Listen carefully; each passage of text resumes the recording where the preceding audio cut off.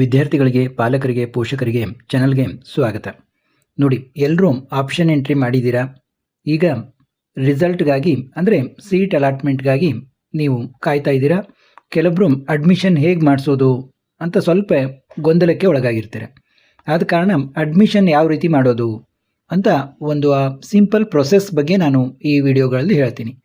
ಈಗ ನೀವು UGCET 2026 ಅಂತ ನೀವು ಈ ರೀತಿ ಒಂದು ಮುಖಪುಟ ಇರುತ್ತೆ, ಪ್ರವೇಶ ಅಂತ ಇರುತ್ತೆ, ಎಲ್ಲ ನೋಡಿರ್ತೀರ.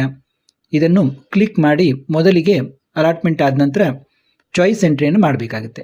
ಈಗ ಚಾಯ್ಸ್ ಎಂಟ್ರಿ ಇಲ್ಲಿ ನೋಡಿ, ನಾನು ಹಳೆಯದನ್ನು ತೋರಿಸ್ತಾ ಇದ್ದೀನಿ. 16ನೇ ತಾರೀಕಿಂದು ಇಲ್ಲಿದೆ. ಅಂದರೆ ಈಗಾಗಲೇ ಏನು ಈಗ ಒಂದು ಸೆಕೆಂಡ್ ರೌಂಡ್ ರಿಸಲ್ಟ್ ಬರುತ್ತಲ್ಲ, ಆವಾಗ ಈ ರೀತಿ ಚಾಯ್ಸ್ ಎಂಟ್ರಿ, ಶುಲ್ಕ ಪಾವತಿ ಮತ್ತು ದೃಢೀಕರಣ ಚೀಟಿ ಡೌನ್ಲೋಡ್ ಲಿಂಕ್ ಅಂತ ಆ ಡೇಟಿಗೆ ಬರುತ್ತೆ. ಇದು ನಿಮ್ಗೆ ಗೊತ್ತಾಗುತ್ತೆ ಅನ್ಕೊತೀನಿ. ಈ ರೀತಿ ಒಂದು ಲಿಂಕ್ ಬಂದ ತಕ್ಷಣ ಅದನ್ನು ಕ್ಲಿಕ್ ಮಾಡಿದ ಮೇಲೆ ಆಪ್ಷನ್ ಎಂಟ್ರಿ ಲಾಗಿನ್, ಈ ರೀತಿ login, verify, OTP, face verify, ಈ ರೀತಿ ನಿಮ್ಗೆ ಈಗಾಗಲೇ ಇವೆಲ್ಲ ಗೊತ್ತಾಗಿದ್ದಾವೆ. ಈ ರೀತಿ ಒಂದು ಇದು ಬರುತ್ತೆ, ನೀವು ಲಾಗಿನ್ ಆಗಬೇಕು. ಆವಾಗ ಮತ್ತೆ ಸ್ಕ್ಯಾನ್ QR ಕೋಡ್ ಅಥವಾ ಎಂಟರ್ CET ನಂಬರ್, ನಿಮ್ಮ ಒಂದು ಏನು 5 ಅಂಕಿಯ ಒಂದು CET ನಂಬರ್ ಇರುತ್ತಲ್ಲ ಅದನ್ನು ಎಂಟ್ರಿ ಮಾಡಬೇಕು. ಆಮೇಲೆ ನಿಮ್ಮದು ಫೇಸ್ ಕ್ಯಾಪ್ಚರ್ ಮಾಡುತ್ತೆ ನೋಡಿ. ಎಲ್ಲ ಲಾಗಿನ್ ಆದ್ರಿ, ಎಲ್ಲ OTP ಇದನ್ನು ಮಾಡಿದ್ರಿ, ಅದನ್ನೇ ಇಲ್ಲಿ ತೋರಿಸ್ತಾ ಇದ್ದೀನಿ. 3 ಪ್ರೋಸೆಸ್ ಇರ್ತವೆ: ಲಾಗಿನ್ನು, ವೆರಿಫೈ, OTP, ಫೇಸ್ ವೆರಿಫೈ. ಇದೆಲ್ಲ ಆಯಿತು. ಮುಂದೆ ಏನು ನೋಡಿ, ಮುಂದೆ ಯಾವ ರೀತಿ ಓಪನ್ ಆಗುತ್ತೆ ಇಲ್ಲಿ ನೋಡಿ. Option entry, candidate option entry, ಇದು ಕ್ಲೋಸ್ಡ್ ಅಂತ ಇದೆ. ಅಲಾಟ್ಮೆಂಟ್ ರಿಸಲ್ಟ್, ಇಲ್ಲಿ ನಿಮಗೆ ಯಾವ ಕಾಲೇಜ್ ಅಲಾಟ್ ಆಗಿದೆ ಅಂತ ತೋರಿಸುತ್ತೆ ಮಧ್ಯದಲ್ಲಿ. ನಂತರ ಪೇಮೆಂಟ್ಸ್ ಅಂತ ಇದೆ ನೋಡಿ.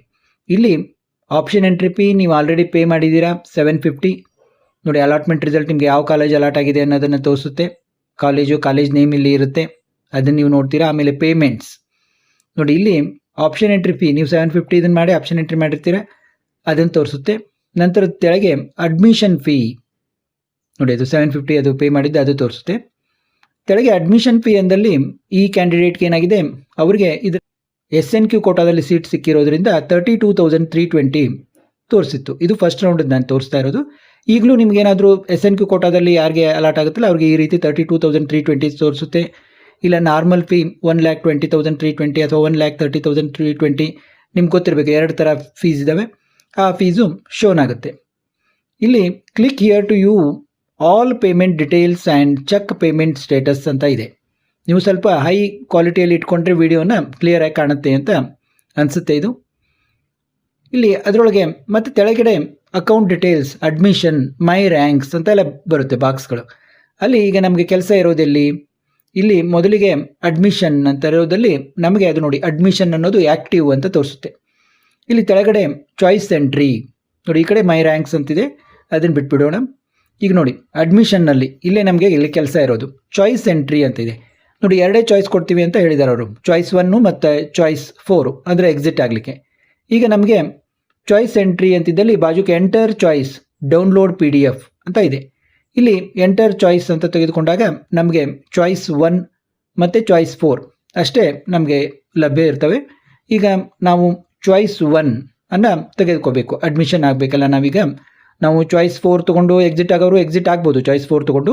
ಈಗ ನಾವು ಚಾಯ್ಸ್ 1 ತೊಗೊಂಡು ಅಡ್ಮಿಷನ್ ಆಗಬೇಕು. ಇಲ್ಲಿ please be cautious while ಎಕ್ಸರ್ಸೈಸಿಂಗ್ your choice, ಅಂದರೆ ನಿಮ್ಮ ಚಾಯ್ಸನ್ನು ನೀವು ಇದನ್ನು ಮಾಡಬೇಕಾದ್ರೆ ಕೇರ್ಫುಲ್ಲಾಗಿ ಚಾಯ್ಸ್ ಎಂಟ್ರಿ ಮಾಡಿ ಅಂತ ಲಾಸ್ಟ್ ಟೈಮ್ ತೋರಿಸಿತ್ತು. ಈ ಟೈಮು ಆ ರೀತಿ ತೋರಿಸ್ಬೋದು. ಇಟ್ ಕೆನಾಟ್ ಬಿ ಚೇಂಜ್ಡ್ ಅಂತ ತೋರಿಸುತ್ತೆ, ಯಾಕಂದರೆ ಇದು ಅಡ್ಮಿಷನ್ ಕಂಪಲ್ಸರಿ ಇದೆ ಅಂತ ಹೇಳಿದ್ದಾರೆ ಅಂದಮೇಲೆ ಇದು ತೋರಿಸುತ್ತೆ ಅನಿಸುತ್ತೆ ನನಗೆ. ಈ ರೀತಿ ಅಂದರೆ ನೀವು ಕೇರ್ಫುಲ್ಲಾಗಿ ಚಾಯ್ಸ್ ಎಂಟ್ರಿಯನ್ನು ಮಾಡಿ, ಯಾಕಂದರೆ ಚಾಯ್ಸ್ 1 ಒತ್ತಿದರೆ ನೀವು ನೆಕ್ಸ್ಟ್ ಪ್ರೊಸೀಜರ್ ಫಾಲೋ ಮಾಡಿ ಅಡ್ಮಿಷನ್ ತೊಗೋಬೇಕಾಗುತ್ತೆ. ಚಾಯ್ಸ್ 4 ತೊಗೊಂಡ್ಬಿಟ್ರೆ ನೀವು ಕೌನ್ಸಿಲಿಂಗಿಂದನೇ ಹೊರಗೆ ಹೋಗ್ತೀರಾ. ಆದ ಕಾರಣ ನೀವು ತುಂಬ ಎಚ್ಚರಿಕೆಯಿಂದ ಚಾಯ್ಸ್ ಎಂಟ್ರಿಯನ್ನು ಮಾಡಬೇಕು ಅಂತ ಹೇಳ್ತಾ ಇದ್ದಾರೆ. ಈಗ ನೋಡಿ, ನಾವು ಚಾಯ್ಸ್ 1 ಸೆಲೆಕ್ಟ್ ಮಾಡಿದಾಗ ಅದರ ಮೀನಿಂಗ್ ಏನು ಅನ್ನೋದನ್ನು ಇಲ್ಲಿ ಹೇಳುತ್ತೆ. Satisfied, I am 100% satisfied with a seat allotted in the first round ಅಂತಿದೆ. ಇದು ಇಲ್ಲಿ ಸೆಕೆಂಡ್ ರೌಂಡ್ ಅಂತ ಬರುತ್ತೆ. ನಾನು ನಿಮಗೆ ತೋರಿಸ್ತಾ ಇರೋದು ಲಾಸ್ಟ್ ರೌಂಡಲ್ಲಿ ಯಾವ ರೀತಿ ಬಂದಿತ್ತು ಅನ್ನೋದು.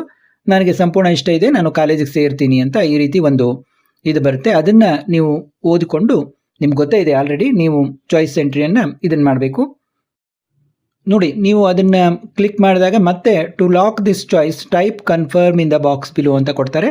ಅವಾಗ ನೀವು ಕನ್ಫರ್ಮ್ ಅಂತ ಟೈಪ್ ಮಾಡಬೇಕಾಗತ್ತೆ. Confirmed you may now lock your choice ಅಂತ ಬರುತ್ತೆ, ಕನ್ಫರ್ಮ್ಡ್ ಅಂತ. ಆಗ ನಿಮ್ಮ ಚಾಯ್ಸು ಇದಾಗ್ತದೆ. ಲಾಕ್ ಆ್ಯಂಡ್ ಕನ್ಫರ್ಮ್ ಚಾಯ್ಸ್ ಅಂತ ಕೆಳಗಡೆ ಇದೆ ನೋಡಿ, ಇದನ್ನು ಮಾಡಿದಾಗ ಕ್ಲಿಕ್ ಮಾಡಿದಾಗ ನಿಮ್ಮ ಚಾಯ್ಸು ಲಾಕ್ ಆಗುತ್ತೆ. ಅಂದರೆ ನೀವು ಸಂಪೂರ್ಣ ಚಾಯ್ಸ್ 1 ತೆಗೆದುಕೊಂಡು ಅಡ್ಮಿಷನ್ ಆಗಲಿಕ್ಕೆ ಒಪ್ಪಿದ್ದೀರಾ ಅಂತ ಅರ್ಥ. ಈಗ ಮುಂದೆ ಏನಾಗುತ್ತೆ ನೋಡಿ ಇಲ್ಲಿ ಮೇಲೆ ಹಾಗೆ ಕನ್ನಡದಲ್ಲಿ ಓದ್ತೀನಿ ನಾನು. ಕನ್ಫರ್ಮೇಷನ್ ಸ್ಲಿಪ್ ಡೌನ್ಲೋಡ್ ಮಾಡಿಕೊಂಡು ಕಾಲೇಜಿನ ಪೋರ್ಟಲ್ ಲಾಗಿನ್ ಮೂಲಕ OTP ಪಡೆದು ಆನ್ಲೈನ್ ಫೇಸ್ ರಿಕಗ್ನಿಷನ್ ಮಾಡಿ ಆದೇಶ ಡೌನ್ಲೋಡ್ ಮಾಡಿ ನಿಗದಿತ ದಿನಾಂಕದೊಳಗೆ ಪ್ರವೇಶ ಪಡೆಯುತ್ತೇನೆ ಎಂದು ದೃಢೀಕರಿಸುತ್ತೇನೆ. ಅಂದರೆ ಪರಿಣಾಮ ಮುಂದಿನ ಯಾವುದೇ ಸುತ್ತುಗಳಲ್ಲಿ ಭಾಗವಹಿಸಲು ಅರ್ಹತೆ ಇರೋದಿಲ್ಲ. ನೋಡಿ 3rd ರೌಂಡ್ನಲ್ಲೂ ಭಾಗವಹಿಸ್ಬೋದು ಅಂದಿದ್ದಾರೆ, ಅದನ್ನು ನಾವು ನೋಡೋಣ. ಇದು ಲಾಸ್ಟ್ ಟೈಮ್ ನಾನು ಓದ್ತಾ ಇರೋದು. ಸ್ಟೆಪ್ಸ್ ಏನೇನು? First step fee payment, second step downloading the confirmation slip, third step ಏನು reporting to the college in person for admission with all original documents and mobile. ನೋಡಿ ಮೊಬೈಲ್ ತುಂಬ ಇಂಪಾರ್ಟೆಂಟು. ನೀವು ಯಾವ sim use ಮಾಡಿದರೆ ಅದಕ್ಕೆ OTP ಬರುತ್ತೆ, ಅದನ್ನು ತೆಗೆದುಕೊಂಡು ಹೋಗಬೇಕು. ಇನ್ನು ಫೋರ್ತ್ ಸ್ಟೆಪ್ ಏನು? ವೆರಿಫಿಕೇಷನ್ ಆಫ್ ದ ಫೋಟೋ ಅಂದರೆ face recognition, then verification of the OTP send to the candidates mobile number via WhatsApp. ಇದು ಕೂಡ ಇಂಪಾರ್ಟೆಂಟ್, ಅದ್ರ ಸಂಬಂಧ ಮೊಬೈಲ್ ಒಯ್ಯಬೇಕು. ಯಾಕಂದರೆ ಅಲ್ಲೇ ನಿಮ್ಮದು ಫೇಸ್ ರಿಕಗ್ನಿಷನ್ ಆಗಿ ಆಮೇಲೆ OTP ಅಲ್ಲಿ ಬರುತ್ತೆ, ಅದು ನಿಮ್ಮ ವಾಟ್ಸಪ್ ನಂಬರ್ಗೆ ಕೂಡ ಬರುತ್ತೆ. ಮತ್ತು ಫಿಫ್ತ್ ಸ್ಟೆಪ್ ಏನು? After OTP verification the college authority will be able to download the admission order from their login portal. Admission order ಯಾವ ರೀತಿ ಇರುತ್ತೆ, ಕನ್ಫರ್ಮೇಷನ್ ಸ್ಲಿಪ್ ಯಾವ ರೀತಿ ಇರುತ್ತೆ ಅದನ್ನು ಕೂಡ ತೋರಿಸ್ತೀನಿ, ನೀವು ನೋಡ್ತಾ ಇರಿ ವಿಡಿಯೋಗಳನ್ನು. ಈಗ ಫಸ್ಟು ಫೀ ಪೇಮೆಂಟ್ ಯಾವ ರೀತಿ ಮಾಡೋದು, ಯಾವುದು ಸೇಫೆಸ್ಟ್ ಅನ್ನೋದನ್ನು ನಾನು ನಿಮಗೆ ಈ ವಿಡಿಯೋದಲ್ಲಿ ಹೇಳ್ತೀನಿ. ನೋಡಿ ಮೇಲೆ ರೈಟ್ ಸೈಡ್ನಲ್ಲಿ ಒಂದು ಬಾಕ್ಸ್ ಇದೆ, ಪೇಮೆಂಟ್ ಸಮ್ಮರಿ ಆ್ಯಂಡ್ ಆ್ಯಕ್ಷನ್ಸ್ ಅಂತ ಒಂದು ಇದಿದೆ. ಅದರಲ್ಲಿ ನೀವು ಈಗಾಗಲೇ 750 ಏನು ಆಪ್ಷನ್ ಎಂಟ್ರಿ ಮಾಡಲಿಕ್ಕೆ ಪೇ ಮಾಡಿದ್ದೀರಾ, ಆ 750 ಅಲ್ಲಿ ಶೋ ಆಗುತ್ತೆ ನೋಡಿ. ಇಲ್ಲಿ 2 ಪೇ ಆನ್ಲೈನ್ ಮತ್ತು ಚಲನ್ ಅಂತ 2 ನಿಮಗೆ ಇದಿದೆ ನೋಡಿ. ಇವರಿಗೆ SNQ ಕೋಟಾ ಅಲಾಟ್ ಆಗಿದ್ದರಿಂದ ಇವರಿಗೆ 32,320 ಅಂತ ಬ್ಯಾಲೆನ್ಸ್ ಶೋ ಆಗ್ತಾ ಇದೆ. ಮತ್ತು ಯಾರೆಲ್ಲ SC/ST ಕ್ಯಾಂಡಿಡೇಟ್ ಇದ್ದರೆ ಅವರು ಕೇವಲ 10 ರೂಪೀಸ್ ಪೇ ಮಾಡೋದಿರುತ್ತೆ. ಇಲ್ಲಿ 750 ರೂಪೀಸ್ ನೀವು ಅದು ಆಪ್ಷನ್ ಎಂಟ್ರಿ ಮಾಡಲಿಕ್ಕೆ ಪೇ ಮಾಡಿದ್ದು, ಅದು ಬ್ಯಾಲೆನ್ಸ್ 0 ಅಂತ ಮೇಲೆ ತೋರಿಸುತ್ತೆ. ಈಗ ಪೇ ಆನ್ಲೈನ್ ಮತ್ತು ಚಲನ್, ನಿಮಗೆ ನಾನು ಇಲ್ಲಿ ಚಲನ್ ಡೌನ್ಲೋಡ್ ಮಾಡಿ ಯಾವ ರೀತಿ ಪೇಮೆಂಟ್ ಮಾಡೋದು ಅನ್ನೋದು ತೋರಿಸ್ತೀನಿ. ಈಗ ಯಾರಿಗೆಲ್ಲ 10 ರೂಪಾಯಿ ಪೇಮೆಂಟ್ ಮಾಡೋದಿರುತ್ತೆ ಅವರು ಪೇ ಆನ್ಲೈನ್ ಇದನ್ನು ಮಾಡ್ಕೊ ಯಾವುದಾದ್ರೂ ಒಂದು ಫೋನ್ಪೇ, ಗೂಗಲ್ ಪೇ ಯಾವುದರಿಂದ ಈಸಿಯಾಗಿ 10 ರೂಪೀಸ್ ಪೇ ಮಾಡಿಬಿಡ್ಬೋದು, ಅದೇನು ಅವ್ರಿಗೆ ಸಮಸ್ಯೆ ಆಗಿರೋದಿಲ್ಲ. ಈಗ ಯಾರಿಗೆ 1 ಲಕ್ಷದ ಮೇಲೆ ಪೇಮೆಂಟ್ ಮಾಡಬೇಕಾಗಿರುತ್ತೆ ಅವ್ರಿಗೆ ಸ್ವಲ್ಪ ಆನ್ಲೈನ್ ಪೇಮೆಂಟ್ನಲ್ಲಿ ಅವ್ರಿಗೆ ಕೆಲವೊಮ್ಮೆ ಪೇಮೆಂಟ್ ಆಗದೇ ಇರ್ಬೋದು. 1 ಲಕ್ಷದ ಮೇಲೆ ನಾವು ಪೇಮೆಂಟನ್ನು ಇದನ್ನು ಮಾಡಿದಾಗ ಕೆಲವೊಮ್ಮೆ ಅದು ಅಕ್ಸೆಪ್ಟ್ ಆಗೋದಿಲ್ಲ. ನಿಮ್ಮ ನೆಟ್ ಬ್ಯಾಂಕಿಂಗ್ ಎಲ್ಲ ನಿಮಗೆ ಎನೇಬಲ್ ಮಾಡ್ಕೊಂಡಿದ್ರೆ ಮಾತ್ರ ಅದು ಆ್ಯಕ್ಟಿವ್ ಆಗಿರುತ್ತೆ, ಪೇಮೆಂಟ್ ಆಗುತ್ತೆ. ಇಲ್ಲಾಂದರೆ ಭಾಳಷ್ಟು ಜನರಿಗೆ ಏನಾಗುತ್ತೆ, ಅದು ವರ್ಕೇ ಆಗೋದಿಲ್ಲ. ಆದ ಕಾರಣ ನೀವು ಮೊದಲೇ ನೆಟ್ ಬ್ಯಾಂಕಿಂಗನ್ನು ಆನ್ಲೈನ್ ಇದನ್ನು ಮಾಡ್ಕೋಬೇಕು. ಇಲ್ಲ ನಿಮಗೆ ಗೊತ್ತಾಗಿಲ್ಲ ಅಂದರೆ ನಿಮ್ಮ ಏನು ಖಾತೆ ಅಕೌಂಟ್ ಎಲ್ಲಿದೆ ಅಲ್ಲ ಆ ಬ್ಯಾಂಕ್ನೇ ಭೇಟಿ ಆದರೆ ಅವರು ಯಾವ ರೀತಿ ನೀವು ನೆಟ್ ಬ್ಯಾಂಕಿಂಗನ್ನು ಎನೇಬಲ್ ಮಾಡ್ಕೋಬೋದು ಅನ್ನೋದನ್ನು ಹೇಳ್ತಾರೆ. ನಿಮಗೇನಾದರೂ ದೊಡ್ಡ ಪೇಮೆಂಟ್ ಮಾಡೋದಿತ್ತು, ನಿಮಗೆ BDS MBBS ಸೀಟ್ ಸಿಕ್ಕಿದೆ, 12 ಲಕ್ಷ ಪೇಮೆಂಟ್ ಮಾಡಬೇಕು, ಹೀಗೆಲ್ಲ ಇತ್ತಂದರೆ ನೀವು ಬ್ಯಾಂಕ್ನ ಕಾಂಟ್ಯಾಕ್ಟ್ ಮಾಡಿ ನೀವು ನೆಟ್ ಬ್ಯಾಂಕನ್ನು ಎನೇಬಲ್ ಮಾಡಿಕೊಂಡು ಸೇಫಾಗಿ ಪೇಮೆಂಟ್ ಮಾಡಬೇಕು. ಇಲ್ಲಾಂದರೆ ನಿಮಗೆ ಸುಲಭದ ಒಂದು ಇದೆ ಅಂತಂದರೆ, ಸುಲಭ ಮತ್ತು ಸೇಫ್ ಅಂದರೆ ಚಲನ್ ಡೌನ್ಲೋಡ್ ಮಾಡಿಕೊಂಡು ಪೇಮೆಂಟ್ ಮಾಡೋದು. ಅದಕ್ಕೆ ತೆಳಗಡೆ ಏನು ರೆಡ್ನಲ್ಲಿ ಪೇ ಆನ್ಲೈನ್ ಅಂತಿದೆ, ತೆಳಗಡೆ ನೋಡಿ ಚಲನ್ ನೋಡಿ. ನಾನು ಈಗಾಗಲೇ ಹೇಳಿದಾಗೆ ನೀವು ಚಲನ್ ಅಂತ ಕ್ಲಿಕ್ ಮಾಡಿದಾಗ ಅಲ್ಲಿ 3 ಬ್ಯಾಂಕ್ಗಳ ಹೆಸರುಗಳು ತೋರಿಸ್ಬೋದು. ಒಂದು HDFC ಸಾಮಾನ್ಯವಾಗಿ, ಇನ್ನೊಂದು ಪಂಜಾಬ್ ನ್ಯಾಷನಲ್ ಬ್ಯಾಂಕು ಅಥವಾ ಯೂನಿಯನ್ ಬ್ಯಾಂಕು, ಹೀಗೆ ಯಾವುದಾದ್ರೂ 3 ಬ್ಯಾಂಕ್ಗಳ ಹೆಸರುಗಳು ತೋರಿಸ್ತವೆ. ನೀವು ಅದರಲ್ಲಿ ಯಾವುದಾದ್ರೂ ಬ್ಯಾಂಕಿಂದು ಕ್ಲಿಕ್ ಮಾಡಿ ಚಲನನ್ನು ಡೌನ್ಲೋಡ್ ಮಾಡ್ಕೋಬೇಕು. ಡೌನ್ಲೋಡ್ ಅಂತ ಆಪ್ಷನ್ ಇರುತ್ತೆ, ಅದು ಡೌನ್ಲೋಡ್ ಮಾಡ್ಕೋಬೇಕು.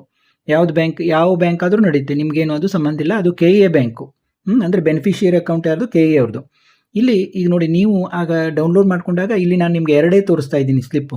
ಈ ರೀತಿ 3 ಇದು ಬರುತ್ತೆ. ಒಂದು ಸ್ಟೂಡೆಂಟ್ ಕಾಪಿ, ಇಲ್ಲಿ ನೋಡಿ ಸ್ಟೂಡೆಂಟ್ ಕಾಪಿ, ಕಾಲೇಜ್ ಕಾಪಿ ಮತ್ತು ಒಂದು KA ಕಾಪಿ ಅಥವಾ ಬ್ಯಾಂಕ್ ಕಾಪಿ ಅಂತ 3 ಇವು ಇದು ಬರ್ತವೆ. ಅಂದರೆ ಅದು KAಗೆ ಹೋಗುತ್ತೆ, bank copy, student copy, college copy ನಿಮ್ಮ ಕೈಯಲ್ಲಿ ಕೊಡ್ತಾರೆ. ಈಗ ನೋಡಿ ಇದು ಆಲ್ರೆಡಿ ಡೌನ್ಲೋಡ್ ಮಾಡಿ ಪೇಮೆಂಟ್ ಮಾಡಿರುವಂಥ ಇದು. ನೀವೇನು ಮಾಡಬೇಕು, ಆ ಒಂದು ಚಲನ್ ಬರುತ್ತಲ್ಲ ಅದನ್ನ ಡೌನ್ಲೋಡ್ ಮಾಡಿಕೊಂಡು ಪ್ರಿಂಟ್ ತಗೋಬೇಕು. ಪ್ರಿಂಟ್ ತಗೊಂಡು ನೀವು ಬ್ಯಾಂಕಿಗೆ ಹೋಗಬೇಕಾಗತ್ತೆ. ಆ ಚಲನ್ನಲ್ಲಿ ನೀವು ಏನು ಚೆಕ್ ಮಾಡಬೇಕು ಅಂತಂದರೆ ನೋಡಿ ಚಲನ್ ಈ ರೀತಿ ಇರುತ್ತೆ. ಇಲ್ಲಿ ಸ್ಟೂಡೆಂಟ್ ಕಾಪಿ ನೋಡಿ, ಬೆನಿಫಿಷಿಯರಿ ಅಕೌಂಟ್, ಇದು KA ಅವ್ರದ್ದು ಅಕೌಂಟು. ಈ ರೀತಿ ಒಂದು ಅಕೌಂಟ್ ನಂಬರ್ ಇರುತ್ತೆ. Beneficiary name Karnataka examination authority, IFSC code, ಇದು HDFC ಇದು ಡೌನ್ಲೋಡ್ ಮಾಡ್ಕೊಂಡಿದ್ದೀವಿ ನಾವು. ಅದಕ್ಕೆ ಎಚ್ ಡಿ ಎಫ್ ಸಿ ಅಂತ ಬಂದಿದೆ. Beneficiary bank HDFC bank. ನೀವು ಯಾವ ಬ್ಯಾಂಕದ್ದು ಡೌನ್ಲೋಡ್ ಮಾಡ್ಕೋತೀರಿ ಆ ಬ್ಯಾಂಕ್ ತೋರಿಸುತ್ತೆ. ಇಲ್ಲಿ CET ನಂಬರು ಇರುತ್ತೆ, ಇಲ್ಲಿ ಕ್ಯಾಂಡಿಡೇಟ್ ನೇಮ್ ಇರುತ್ತೆ, ಡೇಟ್ ಆಫ್ ಬರ್ತ್ ಇರುತ್ತೆ, ಆಮೇಲೆ ಕಾಲೇಜ್ ನೇಮ್ ನೋಡಿ, BMS institute of technology and management, Avalahalli, Yelahanka, Bengaluru. ಅಂದರೆ ನಿಮಗೆ ಯಾವ ಕಾಲೇಜ್ ಅಲಾಟ್ ಆಗಿದೆ ಆ ಕಾಲೇಜಿನ ಹೆಸರು ತೋರಿಸುತ್ತೆ. ಇವನ್ ಕೋರ್ಸ್ ಕೂಡ ತೋರಿಸುತ್ತೆ, ಯಾವ ಕೋರ್ಸ್ಗೆ ನಿಮಗೆ ಅಲಾಟ್ ಆಗಿದೆ ಅನ್ನೋದನ್ನು ಕೂಡ ತೋರಿಸುತ್ತೆ. ಅಮೌಂಟ್ ತೋರಿಸುತ್ತೆ, ಫೀಸ್ ತೋರಿಸುತ್ತೆ.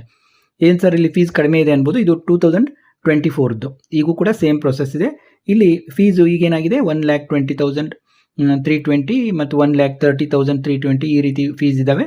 ಆ ರೀತಿ ಫೀಸನ್ನು ಇಲ್ಲಿ ನಿಮಗೆ ತೋರಿಸುತ್ತೆ. ಇಲ್ಲಿ ಅಮೌಂಟು, ಫೀಸು ಮತ್ತು course name, college name, candidate name, date of birth, CET number ಇದೆಲ್ಲ ತೋರಿಸುತ್ತೆ. ಅಮೌಂಟ್ ಇನ್ ವರ್ಡ್ಸು ಇದೆಲ್ಲ ತೋರಿಸುತ್ತೆ. ನೋಡಿ, ಫೀಸ್ ಪೇಮೆಂಟ್ ಮಾಡಿದ ಮೇಲೆ ಕೂಡ ನಿಮಗೆ ಈ ರೀತಿ ಬ್ಯಾಂಕ್ನವರು ಸೀಲ್ ಹಾಕ್ಕೊಂಡು ಇದನ್ನು ಕೊಡ್ತಾರೆ. ಇಲ್ಲಿ ಡೇಟ್ ಎಲ್ಲ ಬರುತ್ತೆ. ನಿಮ್ಮದು ಯಾವುದೇ ಬ್ಯಾಂಕ್ ಇರಲಿ, ನಿಮ್ಮ ಬ್ಯಾಂಕು HDFCನೇ ಇರಬೇಕೇನ್ರಿ ಅಂತ ಕೆಲವೊಬ್ರು ಕನ್ಫ್ಯೂಷನ್ ಮಾಡ್ಕೋತಾರೆ. ನಿಮ್ಮ ಬ್ಯಾಂಕು ಯಾವುದೇ ಬ್ಯಾಂಕ್ ಇರಲಿ, ಈಗ ನಿಮ್ಮ ಹತ್ರ ಕೆನರಾ ಬ್ಯಾಂಕು, ಯೂನಿಯನ್ ಬ್ಯಾಂಕು, ಯಾವುದೇ ಬ್ಯಾಂಕ್ ಇರಲಿ, ಇವನ್ ಕರ್ನಾಟಕ ಗ್ರಾಮೀಣ ಬ್ಯಾಂಕು, ಯಾವುದೇ ಬ್ಯಾಂಕ್ ಇದ್ರೂ ಕೂಡ ನಡೆಯುತ್ತೆ. ಕರ್ನಾಟಕ ಬ್ಯಾಂಕು ಯಾವುದಿದ್ರೂ ನಡೆಯುತ್ತೆ. ಪ್ರೈವೇಟ್ ಬ್ಯಾಂಕ್ ಆಯಿತು, ಇದಾಯಿತು. ಸೊಸೈಟಿ ಇದು ಎಲ್ಲ ನಡೆಯೋದಿಲ್ಲ, ಪೋಸ್ಟ್ ಆಫೀಸ್ ಅದು ನಡೆಯೋದಿಲ್ಲ. ಅದು ಬ್ಯಾಂಕ್ ಇರಬೇಕು. ಬ್ಯಾಂಕ್ನಲ್ಲಿ ನೀವು ಇದನ್ನು ಚಲನ್ ಕೊಟ್ಟರೆ ಅವರು ನೀವು ಹೀಗೆ KAಗೆ ನಾವು ಇದನ್ನು ತುಂಬಬೇಕು ಅಂದರೆ ಅದನ್ನು ನೆಫ್ಟು, RTGS ಯಾವ ರೀತಿ ಅದನ್ನು ಚಲನನ್ನು ಇದನ್ನು ಮಾಡಬೇಕು ಅನ್ನೋದನ್ನು ಅವರು ಬ್ಯಾಂಕ್ನವರು ಮಾಡ್ತಾರೆ. ಅದಕ್ಕೇನು ಕಮಿಷನ್ ಇರುತ್ತೆ, ಸ್ವಲ್ಪ ಫೀಸ್ ಎಕ್ಸ್ಟ್ರಾ ತೊಗೋತಾರೆ ಅವರು, ಬ್ಯಾಂಕ್ ಕಮಿಷನ್ ಇರುತ್ತೆ. ಅದನ್ನು ತೆಗೆದುಕೊಂಡು ಇದನ್ನು ನಿಮಗೆ ಮಾಡಿ ಇವೆರಡು ಸ್ಟೂಡೆಂಟ್ ಕಾಪಿ ಮತ್ತು ಏನು ಕಾಲೇಜ್ ಕಾಪಿ ಇರ್ತಾವಲ್ಲ, ಸ್ಟೂಡೆಂಟ್ ಕಾಪಿ ಮತ್ತು ಕಾಲೇಜ್ ಕಾಪಿಯನ್ನು ಈ ರೀತಿ ಸೀಲ್ ಹಾಕಿ ನಿಮ್ಮ ಕೈಯಲ್ಲಿ ಕೊಡ್ತಾರೆ. ಮತ್ತೇನು ಯಾವುದೇ ಪ್ರಾಬ್ಲಮ್ಮು ಇರೋದಿಲ್ಲ. ಇನ್ನು ಕನ್ಫರ್ಮೇಷನ್ ಸ್ಲಿಪ್ ಯಾವ ರೀತಿ ಇರುತ್ತೆ ಈಗ ನೋಡಿ, ಇದನ್ನು ಪೇ ಮಾಡಿದ ನಂತರ ಒಂದು 8 hours ಒಳಗಡೆ ನಿಮಗೆ ಕನ್ಫರ್ಮೇಷನ್ ಸ್ಲಿಪ್ಪನ್ನು ನೀವು ಡೌನ್ಲೋಡ್ ಮಾಡ್ಕೊಳ್ಳೋಕ್ಕೆ ಆಗುತ್ತೆ. ಅದನ್ನು ಕನ್ಫರ್ಮೇಷನ್ ಸ್ಲಿಪ್ ಯಾವುದೇ ರೀತಿ ಇರುತ್ತೆ ಏನು ಅನ್ನೋದನ್ನು ಮುಂದಿನ ವಿಡಿಯೋದಲ್ಲಿ ಹೇಳ್ತೀನಿ. ಮತ್ತೆ ಭೇಟಿ ಆಗೋಣ.